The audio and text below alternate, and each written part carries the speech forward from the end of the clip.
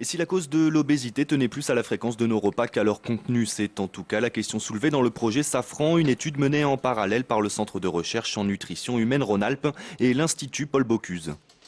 Notre étude consiste à prendre un petit déjeuner classique, un peu copieux, soit en une seule fois, soit en le fragmentant en 4 prises toutes les heures. Et puis après, on étudie si au repas suivant, on a plus ou moins faim.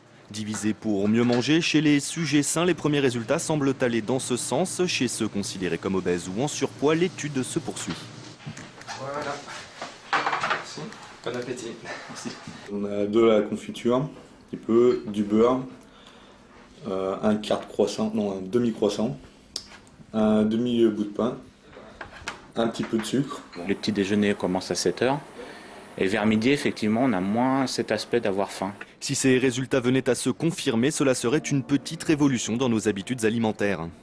Est-ce que vous avez l'impression d'avoir plus faim que si vous aviez pris un petit déjeuner normal? Non.